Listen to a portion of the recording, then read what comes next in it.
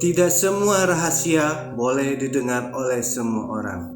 Selamat datang kembali di ruang gelap tempat kisah-kisah terlarang dalam bisikan pelan. Dan hanya mereka yang terpilih yang diizinkan untuk mendengarnya sampai akhir.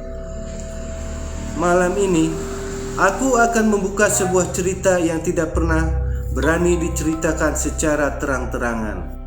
Sebuah novel horor misteri tentang benda yang selalu dianggap sepele, namun menyimpan kekuatan, kutukan, dan aib yang dikubur dalam-dalam oleh zaman.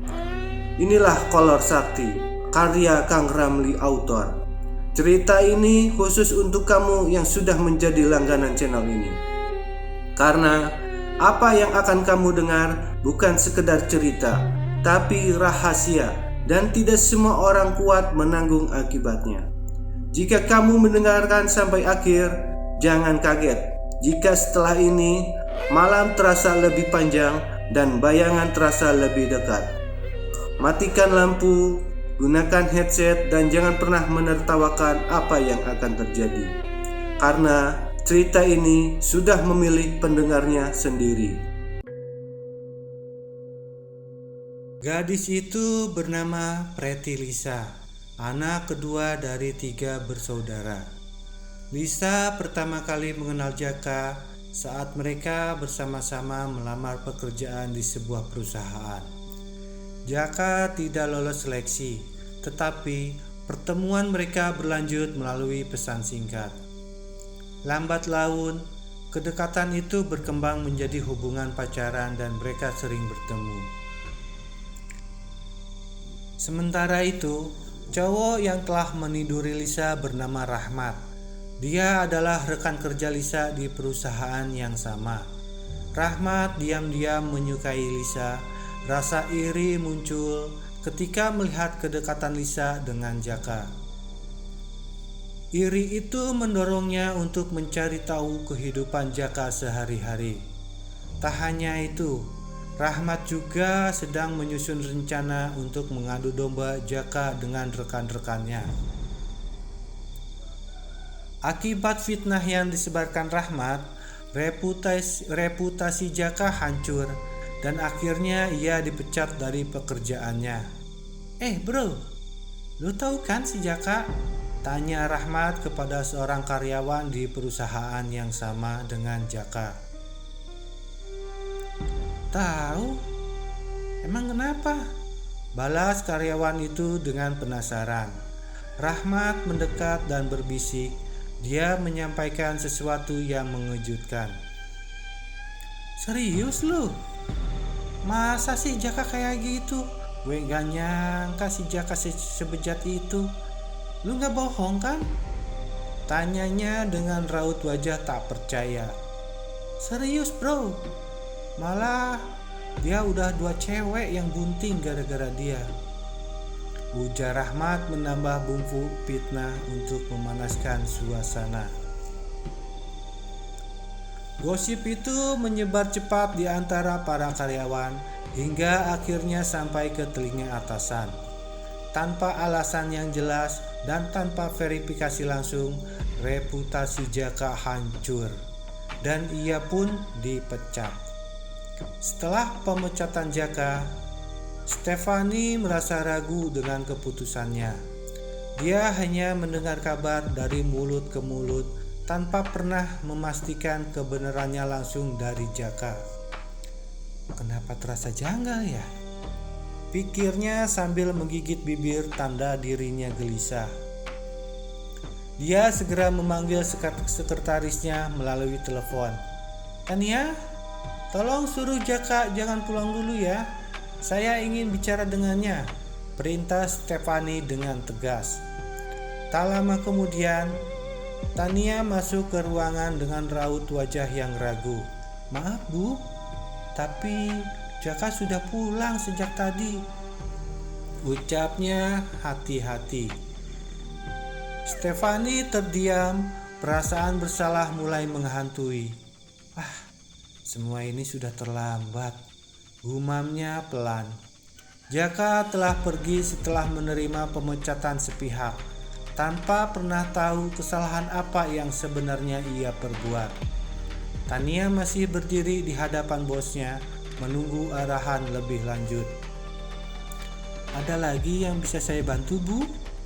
tanya Tania mencoba memecah keheningan. Stefani menatap sekretarisnya tajam. "Kamu tahu tentang gosip itu kan?" tanyanya dengan nada tegas. "Tahu, Bu, memang Jaka sudah kelewatan," jawab Tania tanpa memastikan apakah gosip itu benar atau hanya kabar bohong. "Kamu tahu dari siapa gosip itu berasal?" tanya Stefani lagi, suaranya semakin serius. Tania segera menjawabnya. "Saya dengar dari Indri, Bu." "Kalau begitu, panggil Indri sekarang juga," perintah Stefani tanpa ragu. "Baik, Bu, akan saya panggilkan," jawab Tania sambil segera bergegas keluar ruangan. Tak butuh waktu lama, Tania kembali bersama Indri. Begitu Indri masuk, Stefani langsung melontarkan pertanyaan serupa, kali ini dengan nada lebih tegas. "Dari siapa kamu mendengar gosip itu?" Indri yang tampak bingung dan tidak tahu apa-apa langsung menjawab, "Saya tahu dari Winda, Bu." Setelah menginterogasi beberapa karyawan, Stefani akhirnya sampai pada salah satu karyawan bagian gudang bernama Kifli.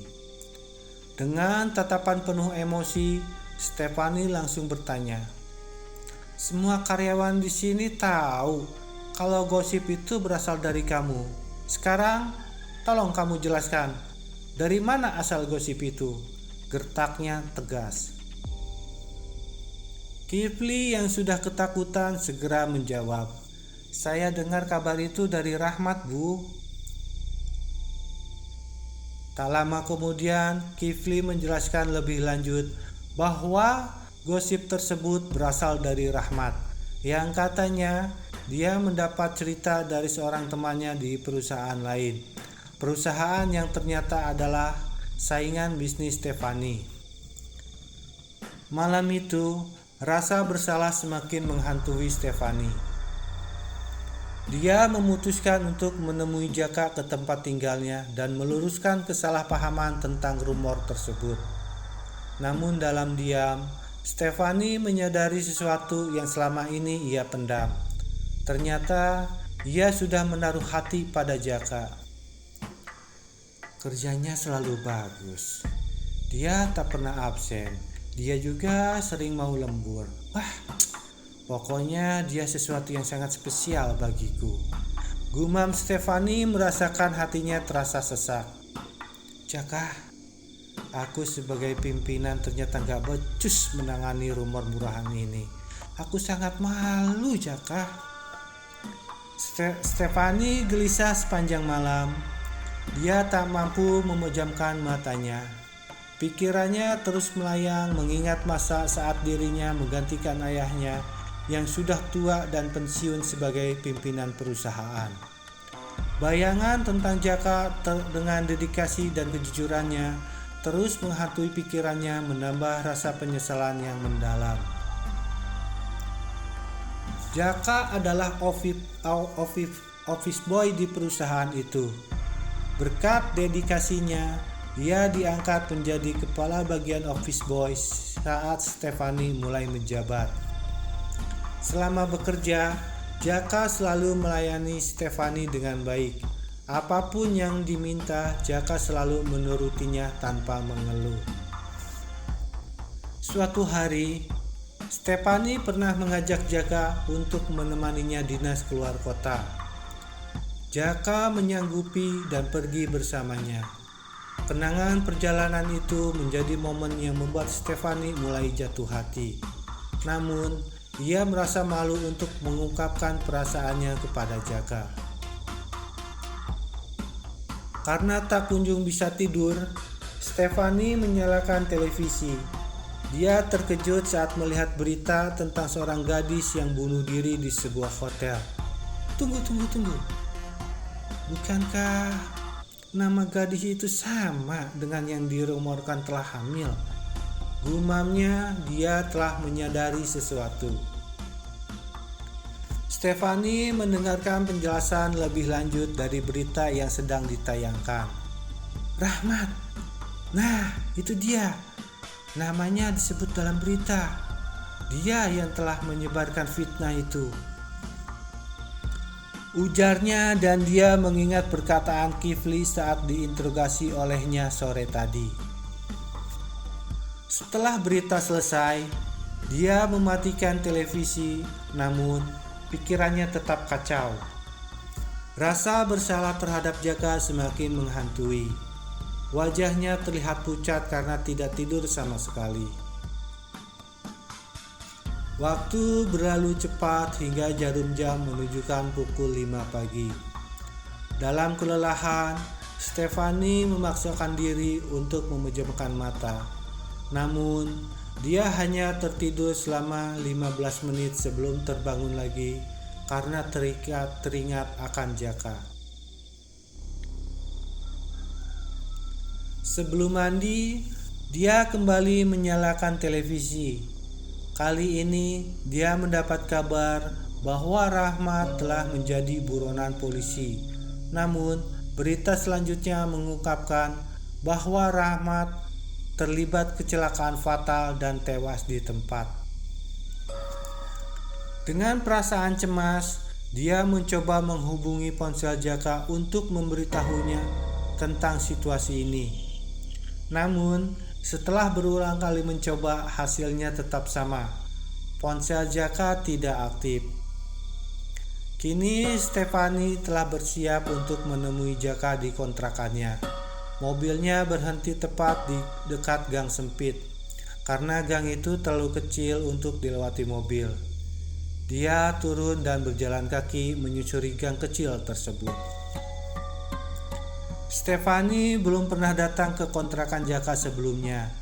Dia memutuskan untuk bertanya kepada seorang ibu-ibu yang sedang menyapu halaman. Permisi Bu, numpang tanya, kontrakan Jaka sebelah mana ya? Wanita yang ditanya ternyata adalah ibu pemilik kontrakan. Ia menjawab dengan ramah. Maaf, Anda ini siapa? Jaka sudah tidak tinggal di sini lagi. Dari pagi tadi dia sudah pergi dan kunci kontrakan sudah diserahkan kepada saya. Mendengar hal itu, wajah Stefani langsung berubah sedih dan penuh penyesalan. Ia mencoba bertanya lebih lanjut. Kalau boleh saya tahu, Jaka pindah kemana ya Bu? Ibu pemilik kontrakan menggelengkan kepala. Dia bilang sih pengennya balik lagi ke kampung halamannya. Hanya itu yang saya tahu. Jaka tidak memberitahu alamat pastinya. Stefani kembali bertanya dengan nada ragu. Kampung halamannya di mana ya Bu? Apakah Ibu tahu? Ibu itu menggeleng lagi. Wah, saya tidak tahu, maaf ya. Terima kasih Bu. Setelah mengucapkan terima kasih, Stefani kembali menyusuri jalan dan berhenti di setiap halte yang dilewatinya. Namun dia tetap tidak menemukan Jaka. Mobil terus melaju hingga ke terminal, tapi hasilnya nihil. Dengan tubuh lemas, Stefani memutuskan pulang ke rumah, dan dalam perjalanan pikirannya kembali kacau. Dia mengambil keputusan besar dengan memecat Kifli. Gara-gara dia, Jaka jadi aku pecat. Sekarang harus kemana aku mencari dia? Aku juga bodoh, percaya sama berita bohong. Keluhnya penuh kesal sambil memukul setir mobil dengan frustasi. Semuanya terjadi karena ucapan Kifli. Dialah yang menyebarkan gosip ke seluruh karyawan, membuat mereka menuduh Jaka dengan hal yang tidak benar. Kifli benar-benar telah menghancurkan kepercayaan di antara mereka. Stefani menyadari betapa besar kesalahannya. Ia tidak hanya kehilangan orang kepercayaannya, tetapi juga pria yang diam-diam telah meluluhkan hatinya. Dengan penuh penyesalan, ia membuat janji kepada dirinya sendiri, "Kalau aku tidak menikahi Jaka, biarlah aku jadi perawan tua sampai mati." Tidak semua yang dibuka bisa ditutup kembali. Malam semakin larut, dan apa yang baru saja kamu dengar bukanlah akhir dari segalanya. Istirahatlah, tapi jangan terlalu lelap, karena kolor sakti belum melepaskanmu sepenuhnya.